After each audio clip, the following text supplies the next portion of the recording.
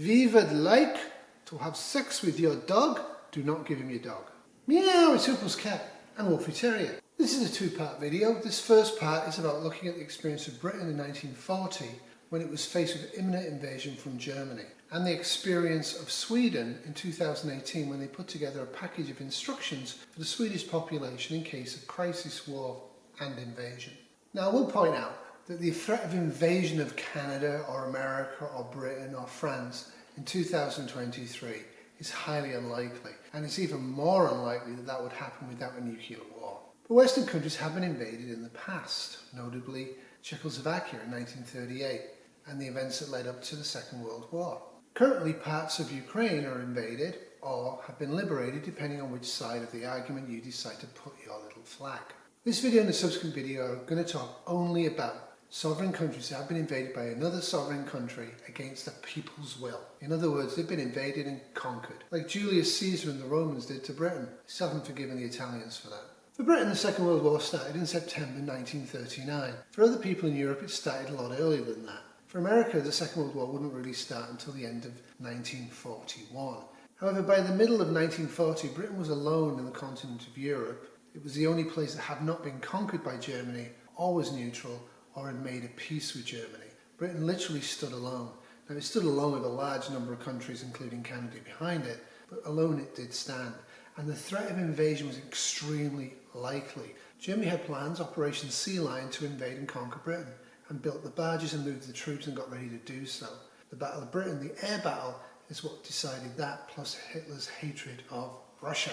The British army had been crushed and defeated, the French army had been crushed and defeated. The British army managed to escape, mostly intact, but without any weaponry, including rifles, in 1940 from Dunkirk. Dunkirk's a classic example of how to spin a complete defeat into a victory. It really was a complete defeat for the British army, and they lost so much gear that it would take them a year or two to recover even to a minimal standard. And throughout those 2 years, Britain could have been invaded like that if the boats could cross the channel without attack from the air. Britain got a new Prime Minister out of all this, and Winston Churchill was an old Prime Minister and somewhat crazy and had done some horrible things, but he was a new Prime Minister. People weren't really sure about him. Anyway, one of the first things he did was he tried to get control of the propaganda machine. He created one very quickly and very straightforwardly, and he released a leaflet called Beating the Invader in 1940, which he sent to everybody in Britain. And they were to read this and listen to it and do it. And it's quite instructive as to what a government will tell its people to do on the brink of invasion. Some of these tips are great, and some of them are not so great from my point of view. Beating the Invader was written in the darkest days for Britain, and it has several themes, and these are the themes, and we're going to look at them in more detail. Everyone is in the war. Most people, most places, won't immediately be affected by an invasion. If you cannot run off and hide, stand firm. However, when you run off and hide, only do so when told to do so, and don't use the roads. For most people, the standing order is carry on. Carry on with normal life. Send your kids to school, go to work, use the buses. Don't worry about the fact Germany now owns and conquered part of Britain. They mention having a personal plan that you've thought about what to do in the event of invasion. But they don't give any specifics for this, and it's quite interesting what they leave out from it. In 2018, the Swedish government sent everybody in Sweden a booklet called If Crisis or War Comes. I have featured that in a video before. It's actually a really good booklet. It's a great basic prepping booklet, if nothing else, and it's only 20 pages, and it remains free on the internet. Link in the description.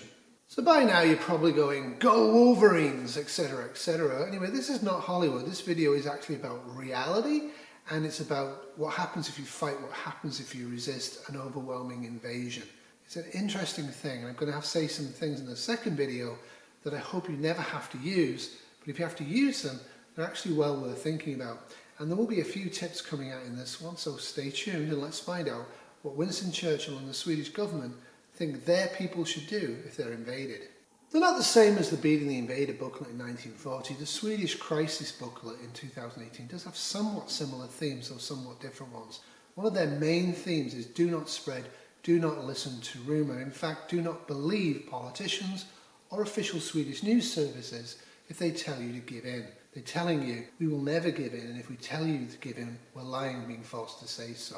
It's an interesting thing. There can be no negotiation at that point. There can be no working together to create a peace. And it's a great booklet. It actually tells you to prep. It tells you to prep for at least 2 weeks of food and water and heat and everything and medicines. It's a great booklet. It has some great information in it, and it's something everybody in Canada should have in the English version and should actually be using today to actually stock up and prepare for any crisis or war that might happen to Canada. But I suspect most people are not doing so. It gives you a few questions, very brief but basic scenario questions. What would you do if there was no mains water? What would you do if none of the banks worked? What would you do if you cannot get groceries? It's great, quite simple, quick, direct. And I do love this list, and you might want to change it a bit, as I've said before, because you might want to actually add maple syrup, or in the case of America, bourbon. In 1940, they said if fighting was actually right by you, you should stand firm. You should go and stay in place. Don't run off, don't use the road, stay in your house. And they tell you a really nice piece of advice to build a trench outside in your garden to hide in case of attack. Because frankly, they expected huge areas of Britain to be demolished by artillery and air bombardment by the Germans in the event of invasion. But the whole tone of the booklet is, we're going to win no matter what it takes, but just in case they invade, we were going to do this. It was quite upbeat, and you will see that if you actually read it. Parts of it are actually almost farcical in how upbeat they are. We will beat them in a couple of weeks. We will drive them all off. Wouldn't have been that easy. If you're travelling, they tell you to continue the journey if safe to do so, to continue the journey. And I thought that was an interesting piece of advice. Depends where the invasion is, depends where the fighting is. That might not be the smartest advice. So what do you do if fighting's over there 2 kilometres away? What do? They tell you to carry on. Don't run away. Continue to go to work, send your kids to school, use public transport. Oh, but stay off the roads. They claim that some roads and railway and buses would stay open for the general public, and in fact some of them might, but it would only be to take workers from, for example, a very dense population zone to where the factories are. Most roads, most trains, you won't be allowed on. The Swedish Government 2018 wants their people to stand firm in their houses, but nicely they don't want to freeze to death in the winter, and they don't want to suffocate in the winter by closing the air supply off. And I would think that's great advice for us in Canada as well. This one's going to trouble some of my libertarian brethren. Anybody in a uniform who doesn't sound like he's a German is now your boss. You are to do their orders. Whatever they tell you to do, you are to do it. Now, the advice to follow the orders of the air raid precautions dude and the local policeman was actually fairly good in 1940s Britain, because most people would have known who those people were. That is not true in 2023, nor would it be true in most places of the world in 2023. You might not know who's giving you orders, and you might not want to do those orders, but if you think they're a British soldier or a civilian in a uniform, you have to do it. In reality, in 2023, a profound silence would descend. And in fact, in reality, in 1940 in Britain, the posters wouldn't be changed, national newspapers wouldn't be distributed, local newspapers would quickly run out of ink and print, there would be no distribution networks. A nation invaded is stunned into silence for days to weeks to months before the conqueror conquers and restarts that type of civilization, or is defeated and driven away. During the conflict, information will be very, very sporadic. Radio would have been the best bet, but actually tuning into countries other than Britain would have been the best bet for information, as has been shown many, many times when countries are invaded. What you get on the radio is propaganda from both sides. It's rarely the truth. If Germany had crossed in 1940 insufficient numbers because they had air support and ship support to do it, they would have beaten Britain. No question.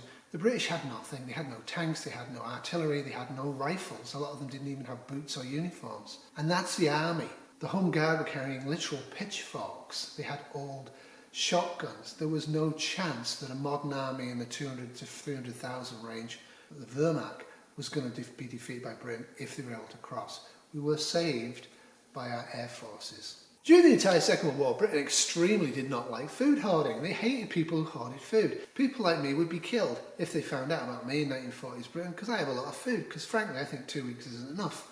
Do what you do.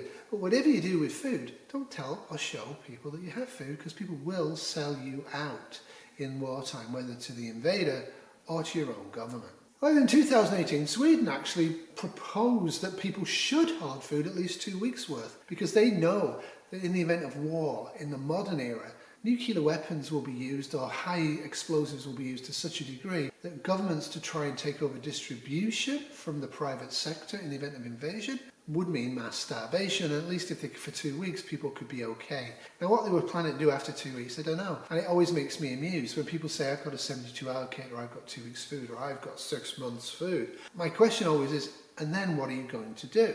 Because you can't guarantee that whatever the event is will be over in 72 hours, 2 weeks, 6 months. You don't know. Large parts of Western Europe, Holland, France, were near starvation. We're a few weeks away from children in their tens of thousands dying from hunger, because Germany took everything it needed as it retreated and hadn't fed them properly for years anyway, and had made them work hard.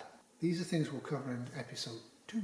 Okay, Germany invaded Britain in 1940, Russia invaded Sweden in 2018. Now what happens? Britain wanted the people to disable all transport, including bicycles, and actually hide the stuff they were removing so their own troops could use it later on. Mostly because your own troops may well loot and steal this stuff anyway as they beat hell out of there because they've been beaten. Actually, if you've got bicycles, try and hide them anyway before the war starts or gets started properly. And again, don't let people know you have this stuff.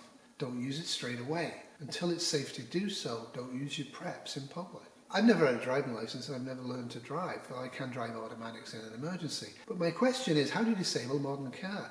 I personally, if I had to, I'd remove the battery, but I can't see Russia invading Canada in 2023 and having to use our Toyota Prime to get around. Fairly sure they'd bring their own vehicles.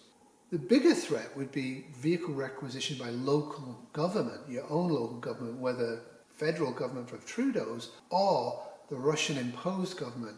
They may well requisition large amounts of your gear, your stuff, for their own use. That's definitely going to be a threat. And if the car doesn't work and you've removed the battery, they might torture you or shoot you because of irritation.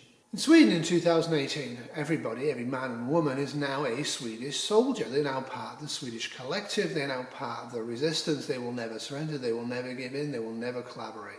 All fine words, actually, and it's all stuff people say before invasion and what governments say before invasion. But like I say, in episode 2 of this series, we're actually going to look at what happens when you actually are invaded and if you actually try and follow the advice these booklets are giving you. In 1940, what they're trying to say here is you might get people wandering around trying to steal your stuff, and if you're in your house and you're standing firm, you're allowed to do whatever it takes to stop them doing that. Not specifically mentioning if it's German troops or British troops or local thugs doing this, which I found kind of interesting. I wasn't really sure who they were mentioning. The truth of it is, if there's advanced parties of Germans in your local area and they come into your house to steal your dog food because they're hungry, they're going to take your dog food. And if you resist, they're going to kill you. And if you resist and win, yay, go Wolverines, their mates are going to come and eradicate you and your village or your town. That is the truth. Now, it's fine for Sweden never surrender, but countries do surrender and they give up and they actually become different. Like I said before, Julius Caesar invaded my country and successfully, and eventually left after 5 centuries, but we never really were the same country again. And then when the French invaded in 1066, they never left and were stuck now with their legacy of royal family and class system and a few other things. What defines a country? Well, what defines a country is who your government is, who your religion is, and lines on a map and a flag. All of that stuff is transitory. There's actually one planet, one people, one species. So actually fighting to death over a flag to give other people, not yourself, power is kind of ludicrous. It reminds me very much of the 1980s where people used to say, better dead than red. I disagreed. I said, no, I'd rather be red than dead because at least eventually maybe we can overthrow the red system. But if I'm dead, I'm dead.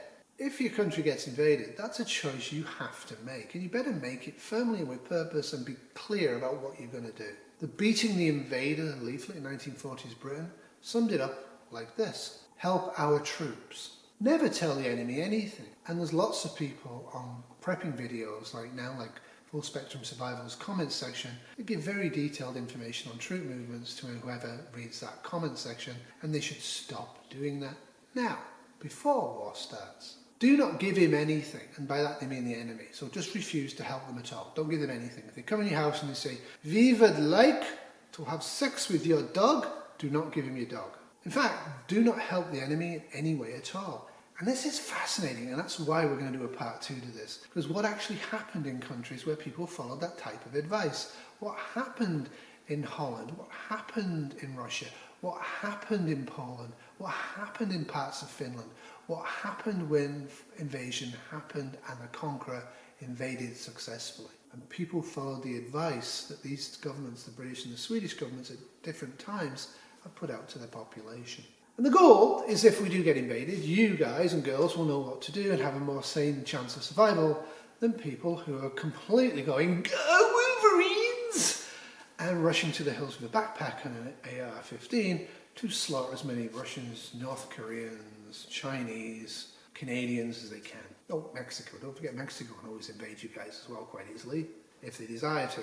Now, there is another thing: who's going to invade a country in the modern era? I don't know if anybody needs to invade a country in the modern era. We're so interconnected that economic collapse means you can just soft invade. You just go in with troops and trucks and MREs, and the grateful population will largely side with you over their own government. A large percentage of people in America hate their own government, and the same is now true in Britain and various other countries like France and Canada.